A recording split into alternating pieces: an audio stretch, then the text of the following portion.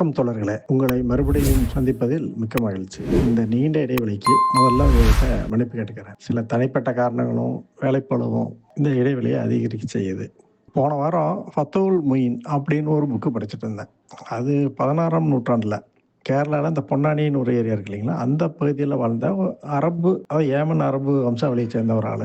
அவர் பேர் ஜைனுதீன். அவர் எழுதின இஸ்லாமிய இந்த சட்டங்களை பற்றி பேசக்கூடிய ஒரு நூல் அது. இவர் எப்படிப்பட்டவர்னு கேட்டிங்கன்னா, முகமதிய அந்த மதங்கள் இருக்கு இல்லைங்களா, அது சம்பந்தமான விவாதங்கள் எல்லாம் ஆய்வுகளில் கூட இவர் எழுதின புக்கை ரெஃபரன்ஸ் பண்ணுற அளவுக்கு ஓரளவுக்கு மதிக்கப்படக்கூடிய ஆள் தான் அவர். இவர் மட்டும் இல்லை, இந்த மாதிரி புக்கு எழுதின அறிஞர்கள் நிறைய பேர் இருக்கிறாங்க. இந்த மாதிரி புக்குகளில் என்ன இருக்குன்னு கேட்டிங்கன்னா, வணக்க வழிபாட்டு முறைகள் மட்டும் இல்லாமல் தனிநபர், அப்புறம் குடும்ப விஷயங்கள், சாப்பிட்றது, கழுவுறது, குளிக்கிறது, கணவன் மனைவி உறவு, விவகாரத்து, வியாபாரம் கொடுக்கல் வாங்கல், அதோட நிபந்தனைகள் அப்படின்னு எல்லா விஷயங்களையும் முகமது என்ன சொன்னாரோ அதுக்கு ஏற்ப அவங்க பார்வையில இருந்து எழுதியிருப்பாங்க. ஆனால் இந்த புக்கில் பேசுறதுக்கு நிறைய விஷயங்கள் இருக்குது. அது அப்பப்போ ஒன்றா பேசுவோம். இப்போ உங்களுக்கு இப்படி ஒரு கேள்வி வரலாம். நம்மக்கிட்ட தான் நன்கு விவரிக்கப்பட்ட தெளிவான புத்தகம் குர்ஆன் இருக்குது. அப்புறம் எதுக்கு இந்த மாதிரி கண்ட கண்ட புக்கெல்லாம் ரெஃபர் பண்ணிட்டு இருக்குன்னு கேட்குறீங்களா? இந்த கேள்விக்கு அல்லாவுக்கே தெரியாது. என்கிட்ட கேட்டால் நான் என்ன சொல்லுவேன்? ஒன்றும் பண்ண முடியாது. அல்லாஹ் தான் நம்மளை காப்பாற்றணும். உங்களுக்கு தெரியும், இஸ்லாமையும் பெண்ணடிமைத்தனத்தையும் ஒரு காலத்திலையும் பிரிக்க முடியாது. ஒருவேளை பெண்ணடிமைத்தனத்துக்கு ஏதாவது விருது கொடுக்குற மாதிரி ஒரு ஏற்பாடு இருந்தால், முதல் பரிசை நம்ம இஸ்லாம் தான் நிரந்தரமாக வச்சுட்ருக்கோம். நான் இஸ்லாம் பெண்ணடிமைத்தனம் அப்படின்னு சொல்லும் போதே உங்களுக்கு ஹிஜாப் பற்றின ஒரு இமேஜ் மைண்டில் வந்திருக்கும். அடிக்கடி நம்ம சோசியல் மீடியாவில் அல்லது மீடியாக்களில் ஏதாவது ரூபத்தில் இந்த விவாதம் வந்துடும். ஒன்று, உலகத்தோட எங்கேயாவது ஒரு மூலையில் பெண்கள் பாலியல் துன்புறுத்தலுக்கு ஆளாகும் போது உடனே நம்ம மதவாதிக ஹிஜாபை தூக்கிட்டு வந்து அங்கே வியாபாரம் பண்ணிட்டு இருப்பாங்க. அப்படி இல்லைன்னா ஹிஜாப் போடுறதுக்கு எங்களுக்கு அனுமதி கொடுக்கலையான்னு எங்கேயாவது பக்கம் போராடிட்டு இருப்பாங்க. கடந்த 2022 ஈரானில் அங்கே இருக்கிற இந்த மதவாத போலீஸ் ஒன்று இருக்குது. அதாவது மத கடமைகளை ஒழுங்காக பின்பற்றுறாங்களா இல்லையான்னு வாட்ச் பண்ணுறதுக்கு ஒரு குரூப் இருக்குது. அது சவுதியில் கூட இருந்தது, இப்போ அதை நிறுத்திட்டாங்க. பட்டு ஈரானில் இன்னும் இருக்குது. அது அவனுக்கு என்ன பண்ணாங்க, மகசா அமினிங்கிற 22 வயசு முன்னே அந்த இஸ்லாமிய ட்ரெஸ் கோடு ஃபாலோ பண்ணல அப்படின்னு அரெஸ்ட் பண்ணாங்க. அப்புறம் அந்த பெண்ணு காவல்துறையோட சித்திரவதைக்கு உள்ளாகி இறந்து போனாங்க. அதன் தொடர்ச்சியாக பார்த்தீங்கன்னா, அந்த பெண்ணுடைய மரணத்துக்கு நியாயம் கேட்டும் பெண்கள் உரிமைக்காக ஒரு பெரிய போராட்டம் நடந்தது. அப்போ அங்கே பெண்கள் விடுதலைக்கு குரல் கொடுத்ததோட தங்களோட ஹிஜாபெல்லாம் தூக்கி வீசி எதிர்ப்பை தெரிவித்தாங்க. ஏறக்குறைய அதே காலகட்டத்தில் இங்கே இந்தியாவில் அதுக்கு நேர் மாற்றமா வகுப்பறைக்குள்ள ஹிஜாப் போடுறக்கு அனுமதி ஏன் கொடுக்கல அப்படின்னு கர்நாடகா அரசு மகளிர் கல்லூரியில் இங்கே இருக்க முஸ்லீமுங்க அன்னைக்கு இருந்த அரசை எதிர்த்து ஒரு போராட்டம் பண்ணாங்க. இப்படி ஏதாவது ஒன்று நம்ம அடிக்கடி இந்த மாதிரி ஹிஜாபை பற்றி கேட்டுகிட்டே இருப்போம். அப்படி கர்நாடகாவில் நடந்த ஹிஜாப் அணியருக்கு அனுமதிக்க கோரி நடந்த போராட்டத்துக்கு இங்குள்ள நம்ம முற்போக்குவாதிகள்னு தங்களை சொல்லிட்டு இருக்காங்க இல்லையா, அவங்களும் ஆதரவு கொடுத்தாங்க. அந்த பிரச்சனையில ஒரு பெண் எழுப்பின அல்லாஹ் அக்பர் அப்படிங்கிற அந்த மதவெறி கூச்சலை நம்ம முற்போக்குகளும் ஏதோ உலக மகா உரிமை குரலா இவங்களே ஒரு வியாக்கியானம் கொடுத்து இவங்களும் கூட சேர்ந்து கத்தியும் எழுதியும் புல்லரிச்சுக்கிட்டாங்க. இந்த முற்போக்குகள் தான் ஈரான்ல நடந்த ஹிஜாபுக்கு எதிரான போராட்டத்துக்கு ஆதரவு கொடுத்தாங்க. கர்நாடக விவகாரம் வந்த போது புர்காவுக்கு ஆதரவு கொடுத்ததோட இந்த முற்போக்கில் சில ஆண்கள் புர்கா அணிஞ்சு போட்டோலாம் வெளியிட்டு இந்த கொடுமையை எங்கே போய் சொல்றதுனே தெரியல. இது எப்படி இருக்குன்னா, இந்த சிவாஜி படத்தில் ஒரு நடிகர் விவேக் சொல்ற ஒரு டைலாக் பண்ணுவோம், பாஸ் நம்ம காட்டியும் கொடுக்குறோம் கூட்டியும் கொடுக்குறோம் அப்படிங்கிற மாதிரி தான் இருக்குது. குறிப்பிட்ட இந்த முற்போக்குவாதிகளுக்கு ஹிஜாபுடைய பின்னணி முழுமையாக தெரியுமா இல்லையான்னு எனக்கு தெரியல. இதுக்கு இவங்க சொல்ற ஒரு நியாயம் என்னன்னா, உடைங்கிறது ஒருத்தரோட தனிப்பட்ட உரிமை. அப்படி பார்த்தா ஹிஜாப் இஸ்லாமிய பெண்ணோட உரிமை. இதில் அரசு எப்படி தலையிடலாம் அப்படிங்கிறது தான். இதே வாய் தான் கல்விக்கூடங்களில் மத அடையாளம் கூடாது அப்படின்னு பேசும். ஹிஜாப் மத அடையாளமான்னு கேட்டால் நிச்சயமா அது மத அடையாளம் தான். அல்லாஹ் அக்பர் உரிமை கோசமா அப்படின்னு கேட்டால் உண்மையில இந்த முற்போக்குவாதிகளுக்கு மோதியத்துடைய நம்பிக்கைகளை பற்றி எந்த விதமான புரிதலும் கிடையாது. இப்போன்னு இல்லை, எப்போதுமே அல்லாஹ் அக்பருங்கிறது முகமதியர்களை மதவெறி தூண்டி விட்டு கொழுந்து விட்டு எரி செய்யக்கூடிய ஒரு வார்த்தை தான் அது. நாம் இப்படி சொன்னால் சிறுபான்மை மக்கள் வந்து பெரும்பான்மையினரால் பாதிப்புக்குள்ளாகும் போது நம்ம சிறுபான்மை மக்களோட நிற்கிறதான அறம் அப்படின்னு நமக்கே ஒரு கிளாஸ் எடுப்பாங்க. எண்ணிக்கை அடிப்படையிலையா நம்ம சரி தவற தீர்மானிக்கிறது? பெரும்பான்மையோ இல்லை சிறுபான்மையோ? தவறுனா தவறு தான், அது எதிர்க்கப்படணும். உலகத்தில் இன்னைக்கு சுமார் ஒரு 200 கோடி முஸ்லீம்கள் இருக்கலாம். அதில் சரிபாதி ஒரு 100 கோடி பெண்கள் இருப்பாங்க. அந்த 100 கோடி பெண்களையும் ஹிஜாபுங்கிற பேரில் துணி மூட்டைகளாக வளம் வர செய்கிற முயற்சிக்கு ஆதரவளிக்கிறது தான் அறமா? இல்லை எங்கள் வீட்டு பெண்கள் ஹிஜாப் அணிஞ்சா இல்லை எப்படி துணி அணிஞ்சா உனக்கு என்னடா பிரச்சனை, வேணும்னா உங்க வீட்டு பொம்பளையில பிக்கினி உடையில அலைய விடு அப்படின்னு கொக்கரிக்கிற இஸ்லாமிய மதவாதிகளுக்கு ஆதரவாக கொடி பிடிக்கிறது தான் நம்ம இந்த முற்போக்குவாதிகளோட அறமா இருக்குமோ. நம்ம இந்த முற்போக்குகளோட ஹிஜாப் ஆதரவுக்கு இன்னொரு முக்கிய காரணம் இருக்கு. அதாவது இந்து மதவெறி அரசு இருக்கு இல்லையா? அதுக்கு எதிரா செயல்படுறது அவ்வளோதான். ஆமா, அவனே மதவெறி பிடிச்சவன். அவனுக்கு இத சொல்றக்கு என்ன தகுதி இருக்கு? அப்படிங்கிறது தான் அவங்களுடைய பார்வை. போதைக்கு அடிமையான ஒருத்தன் நம்மகிட்ட வந்து, "இனிமேல் நீங்க தண்ணி அடிக்காதீங்க, போதைக்கு அடிமையாகாதீங்க" அப்படின்னு சொன்னா, நாம என்ன சொல்லுவோம்? "இத சொல்றக்கு உனக்கு என்ன தகுதி இருக்கு? முதல்ல உன்ன நீ திருத்திக்க. அதுக்கப்புறம் வந்து எங்களுக்கு அட்வைஸ் பண்ணு" அப்படின்னு தானே கேட்போம். அந்த மாரி தானே இந்த வாதமும். இல்லையா? சரிதானே? அது தகுதி இருக்கவன் தானே கேட்கணும். இப்போ நம்ம வீட்ல படிக்காத பெற்றோர்கள் இருப்பாங்க. இதே வந்து அந்த பெற்றோர்கள் வந்து நம்மகிட்ட சொல்றாங்க, "கண்ணு நீ நல்லா படிக்கணும், படிச்சு பெரிய ஆளா வரணும்" அப்படின்னு சொன்னா, நம்ம பதிலுக்கு என்ன சொன்னோம்? சரி படிக்கிறோம்னு தானே சொன்னோம். அத விட்டுட்டு, "முதல்ல நீங்க போய் படிச்சு டிகிரி வாங்கிட்டு வாங்க. அதுக்கப்புறம் எங்கள அட்வைஸ் பண்ணுங்கன்னு" தான் சொன்னோம். இல்ல, இல்ல. அவங்க படிச்சிருந்தாலும், அவங்க படிக்கலைனாலும், அவங்க சொல்ற கருத்து சரிதானேன்னு பார்த்தோம். அப்படித்தானே இதையும் பார்த்துருக்கணும். அதுதானே முறை. சரி இப்படி வந்து வாத பிரதிவாதங்கள் இருந்தாலும், வெளியிருந்து பார்க்குறவங்களுக்கு இப்படி இத்தனை விமர்சனங்கள் இருந்த போதும், இந்த கொடுமையான வெயில்ல கூட அந்த கருப்ப அங்கேயே விடாம, விடாது கருப்புன்னு போட்டுருக்காங்களே, இந்த இஸ்லாமிய பெண்களுக்கு மதப்பற்று ரொம்ப அதிகம் போல இருக்கு அப்படின்னு நினைக்கலாம். அல்லது அப்படி அதிகம் நினைக்கிறதுக்கு வாய்ப்பும் இருக்குது. இந்த கருத்துல ஒரு சின்ன உண்மை தான் இருக்குது. எதார்த்தத்துல முஸ்லிம் பெண்கள்ல கொஞ்சம் பேர் மட்டும் தான் அந்த பக்தி சிரத்தையில ஹிஜாப் அணியிறாங்க. ஆனா பெரும்பான்மையான ஆட்கள் என்ன பண்றாங்கன்னா, இங்க இந்த முஸ்லிம் சமுதாயத்தோடைய நிர்பந்தம் இருக்கு இல்லைங்களா? அது காரணமாவும், சின்ன வயசுல இருந்தே அவங்க மேல திணிக்கப்பட்ட அந்த வழக்கத்த கைவிட முடியாத காரணத்தினாலயும் போடுறாங்க. இன்னும் கணிசமான அளவு பெண்கள் என்ன பண்றாங்கன்னா, குளிக்க, துணி மாத்த சோம்பேறித்தனப்பட்டு, இந்த புர்காவ அணியிறாங்க. இப்ப எங்கேயாவது போணும், ரெடி ஆகணும் அப்படின்னா, அவங்க போட்டிருக்க ஏதோ ஒரு ட்ரெஸ் இருக்கும். அந்த ட்ரெஸ் மேல அப்படியே இந்த கருப்பு அங்கியும், முக்காட்டை தூக்கி மாட்டுனா போதும். ரெடி ஃபார் ஆக்ஷன் முடிஞ்சு போச்சு.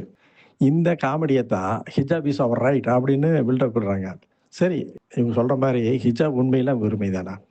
ஒருவரோட உடை அப்படிங்கிறது ஒருத்தருடைய தனிப்பட்ட உரிமை தான். எது அணியறது அவங்க தான் முடிவெடுக்கணும். ஆனா, வலிஞ்சு இவங்க மேல திணிக்கப்பட்ட ஒரு உடைய எப்படி இவங்களோட உரிமைன்னு சொல்ல முடியும்?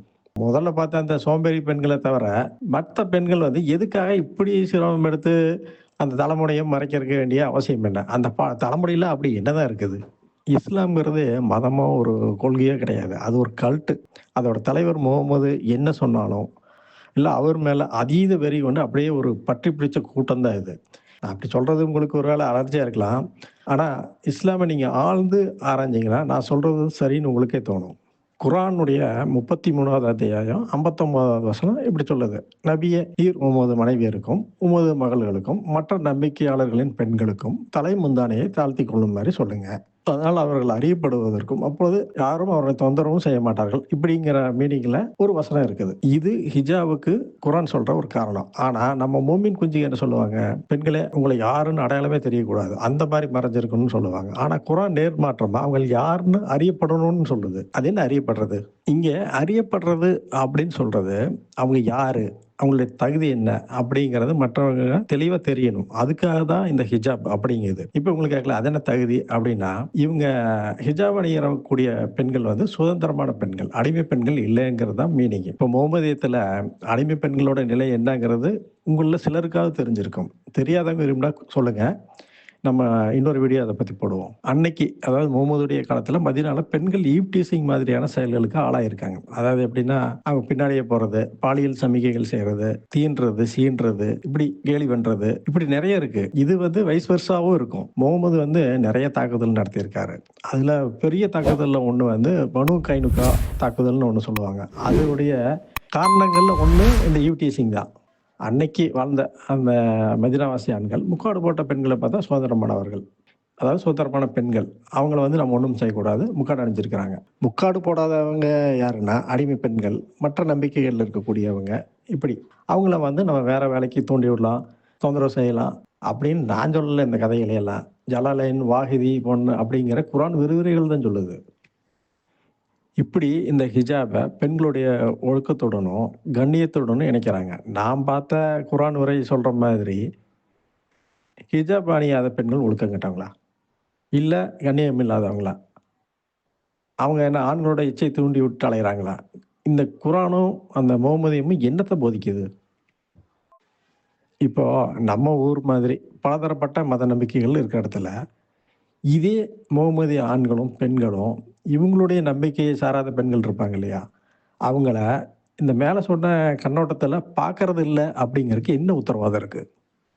முகமதியத்த பொறுத்தவரையில பெரும்பாலான சட்ட விதிமுறைகள் எப்படி வருதுன்னு கேட்டீங்கன்னா, ட்ரையல் அண்ட் எரர் தான்.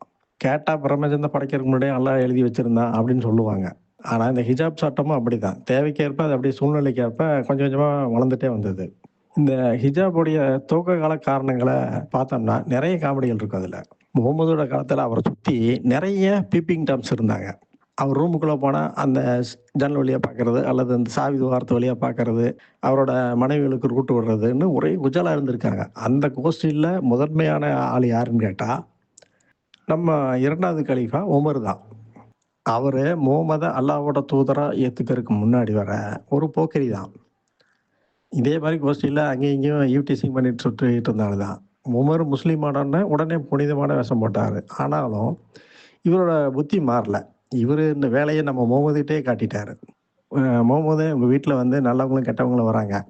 அதனால நீங்க வந்து அவங்க பெண்களை எல்லாம் புர்கா போட சொல்லுங்க, பர்தா போட சொல்லுங்க. இப்படின்னு இவரு சொல்லிட்டே இருந்தாரு. அவரும் அத சீரியஸா எடுத்துக்காம சரி பர்தாவ அமுல்படுத்துறாரு. அன்னைக்கு அவங்க வாழ்ந்த பகுதியில வீட்டுக்கு பக்கத்திலேயே டாய்லெட்ஸ் இல்ல.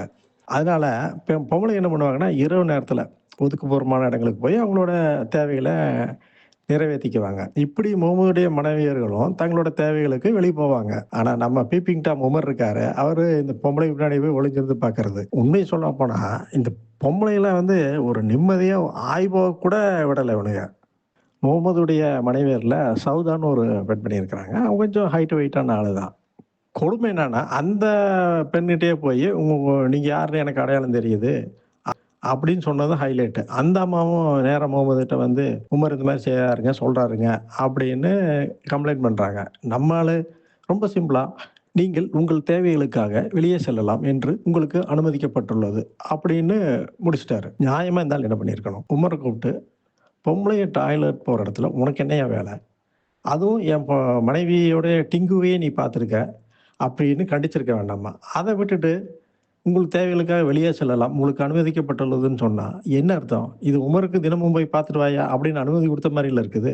நம்ம முகமதுக்கு அந்த சவுதா மேல பெரிய ஈர்ப்பெல்லாம் ஒண்ணும் கிடையாது. அந்த அம்மாவுக்கும் வேற போக்கிடம் இல்லாத காரணத்தினால, இவரு கூட ஒட்டிட்டு இருந்தது. அதனால தான் இப்படி ஒரு வகையை இறக்கியிருக்கணும். இதே நம்ம கண்மணி, ஆயிஷா, ஜெய்னப் மாதிரியான ஒய்ஃப்களுக்கு குறிப்பா இந்த ஜெய்னப்ப வந்து சில ஆளுங்க ரூட் விட்ட உடனே, கன்னாபின்னான்னு வகி இறக்கி தள்ளி, அப்படி இப்படின்னெல்லாம் ஆடி தீர்த்துட்டாரு ஆளு. ஆனா இந்த விஷயத்துல நேர் மாற்றமா கேர்லெஸ்ஸா இருந்திருக்காரு. இன்னும் கொஞ்சம் விட்டிருந்தா கூட, "நீ சவுதாவோட டிங்கு என்ன? எத வேணாலும் பார்த்துக்கோ" அப்படின்னு உமருக்கு பர்மிஷனே குடுத்துருக்கலாம். அட போங்க! என்ன இறை தூதரா இவரு. நான் இப்படியெல்லாம் சொல்றத கேட்டுட்டு, ஏதோ இந்த உமர் தான் பீப்பிங் டாமு, முகமது ரொம்ப நல்லவர் போல இருக்கு அப்படின்னு நீங்க நினைச்சிராதீங்க.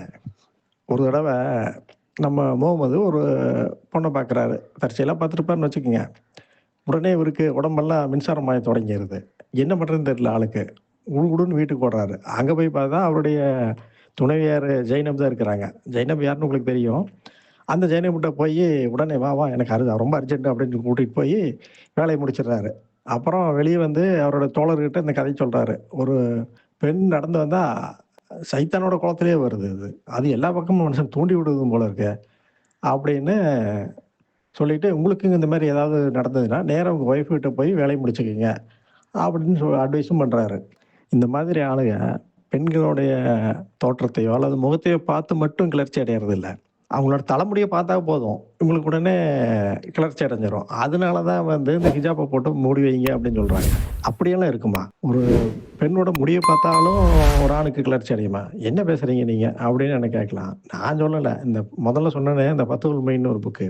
அந்த புக்குல நோன்பு முறிக்கிற செயல்கள பத்தி சில விளக்கங்கள் வருது. அதுல என்ன சொல்றாங்க அப்படின்னா, ஒரு ஆண் வந்து மகரமான பெண்ணுடைய மகரமான பெண் அப்படிங்கிறது திருமணத்துக்கு இவனுக்கு தடை செய்யப்பட்ட பெண்கள். உதாரணத்துக்கு தாய், சகோதரி இந்த மாரி சில வரைமுறைகள் இருக்குது. அந்த பெண்களுடைய முடிய தொட்டாலோ, அல்லது இவனுக்கு திருமணத்திற்கு ஆகுமான மற்ற பெண்கள் இருப்பாங்களே, அவங்களோட முடியோ தற்செயலாவோ அல்லது வேணும்னே தொட்டு இவனுக்கு எஜாகுலேட் ஆயிருச்சு அப்படின்னா, அவன் வச்சிருக்கிற அந்த நோன்பு வந்து முறியறதில்ல அப்படிங்கிறாங்க.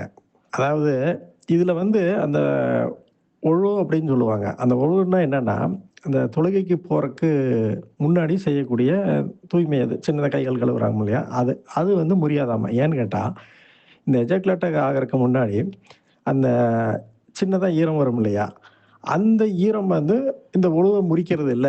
அதனால வந்து இந்த நோன்பு முறியாது அப்படின்னு ஒரு விளக்கம் சொல்றாங்க. இப்படி ஒரு சட்டமுறைய எழுதி வச்சிருக்காங்க அப்படின்னா, என்ன சொல்றது? தலைமுடிய தொடுறதுனால ஒருத்தனுக்கு எஜாகுலேட் ஆகுமா? அதுவும் வந்து இவனுக்கு திருமணத்திற்கு தடை செய்யப்பட்ட பெண்கள தொட்டா கூட இவனுக்கு எஜாகுலேட் ஆகுமாமா? அந்த மாரி ஆனாலும் அது ஒரு பிரச்சனை இல்ல. அது நோன்பு முறியாது அப்படின்னு சட்டம் எழுதி வச்சிருக்காங்களே. இவங்களுக்கு என்ன சொல்றது? இது என்ன மதம் இது?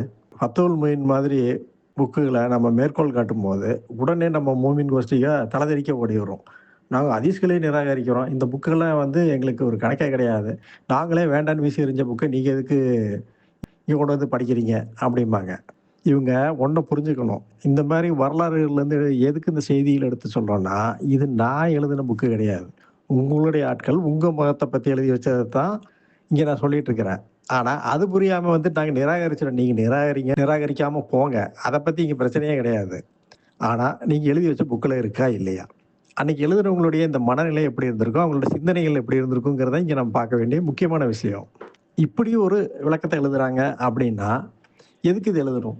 இவங்களுக்கு ஒண்ணு அந்த நபர் வந்து அப்படி ஒரு புத்தியுடைய ஆளா இருக்கலாம். இல்ல அவர்கிட்ட இந்த மாரி எவனோ ஒருத்தன் டவுட் கேட்டிருப்பான். அப்ப என்ன பண்ணுவாரு அந்த ஆள், ஓகே இதுக்கு ஒரு விளக்கம் சொல்லுமே அப்படின்னு தானே எழுதியிருப்பாரு. இங்க கவனிக்க வேண்டியது அதுதான். அதனால இந்த மாரி விஷயங்கள் தொடர்ந்து வரும்.